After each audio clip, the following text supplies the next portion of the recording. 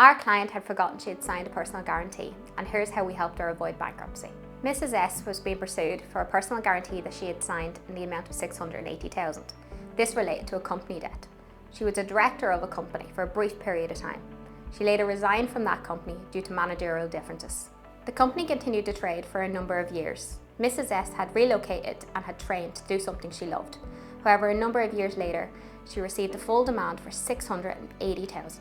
Mrs. S was shocked that she had received this demand, as she had completely forgotten that she had signed it. She contacted Bell & Company and we done a full review of her financial situation. After a review of her financial situation, it became evident that Mrs. S's buy-to-let property would be at risk. We then had to tailor a bespoke strategy for Mrs. S and contact the creditor to try and avoid bankruptcy. We engaged with the creditor quickly. We demonstrated to the creditor the expected yield that they would get in enforcement action or in the event of bankruptcy. We were then able to offer a fully substantiated proposal to the creditor to address this liability. Based on our client's situation, we settled the liability of $680,000 for $110,000.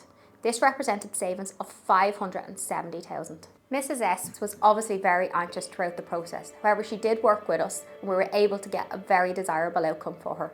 It is also very important to understand what you are signing before you sign it, and also to understand that personal guarantees do have a long-lasting effect because they can be pursued even after the company has went into liquidation or you have resigned as a director. If you find yourself being pursued for a personal guarantee, please contact Bell & Company for a free initial case review.